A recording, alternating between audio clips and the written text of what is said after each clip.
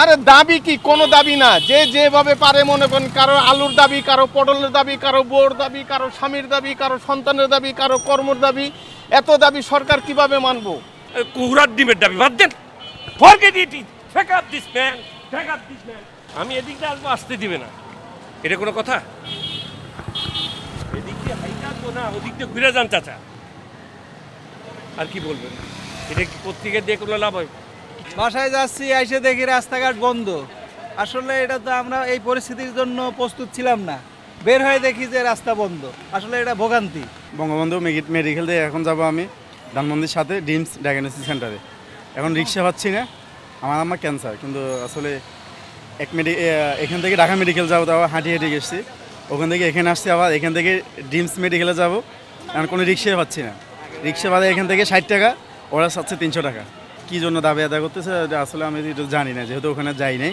দাবি আদায়ের জন্য তো কর্মসূচি দিতেই পারে, এটা নর্মাল বিষয়। আমরা তো যুদ্ধ করে স্বাধীন হয়েছি।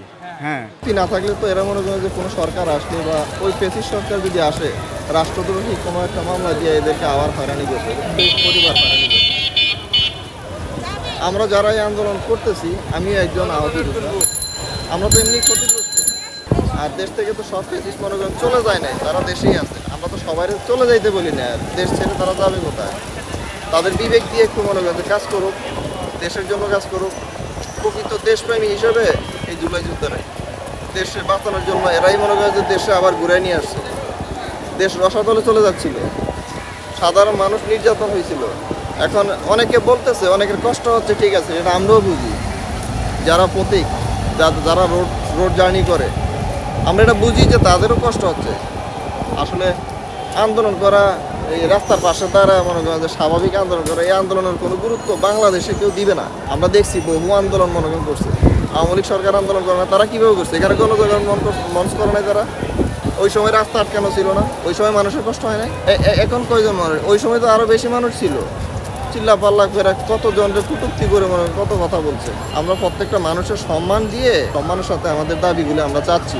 আপনার উপদেষ্টারা বলুন, প্রধান উপদেষ্টা বলেন, এই সচিবালয়গুলো বলেন, তাদের বিবেক বিবেচনা দিয়ে মনে করে যে এই জুলাই সনদটা ত্বরান্বিত করা উচিত।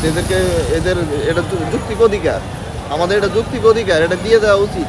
দাবি দেওয়ার ব্যাপারে রাস্তা বন্ধ করে দাবি দেওয়া আসলে এটা একটা জটিল বিষয়ই।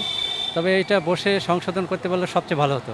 আমরা আশা করি যারা জুলাই আন্দোলন করেছে তাদের দাবিটা অনেক যুক্তিযুক্ত, এবং তারা যতদূর সম্ভব সবাই বসে সুশৃঙ্খলভাবে এই দাবিটা আদায় করা হোক। পুরার যানজট বা রাস্তাঘাট বন্ধ, ঠিক আছে, আন্দোলনের জন্য মানে আমরা সাধারণভাবে চলতে পারতেছি না। গরিব রাষ্ট্র, এই যে আমার বাপদাদার রাষ্ট্র কি আমেরিকা, জাপান, লন্ডন?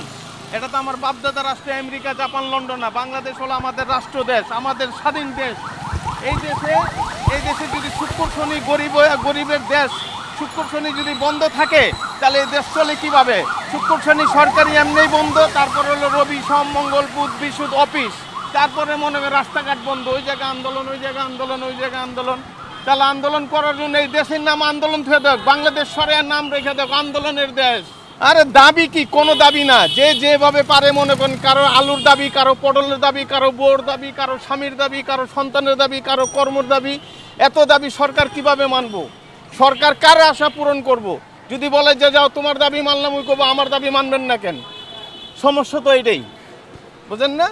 লেখাপড়া যদি কেউ যদি করে, স্টুডেন্ট থেকে লেখাপড়া করো, কেউ যদি কর্মস্থলে কাজ করা জানে কাজে যাও, রাস্তাঘাট ওপেন করে দাও, খুলে দাও, সবাই ভালোভাবে সুন্দরভাবে চলার আল্লাহ যাতে সবার তৌফিক দান করুক, আমিন।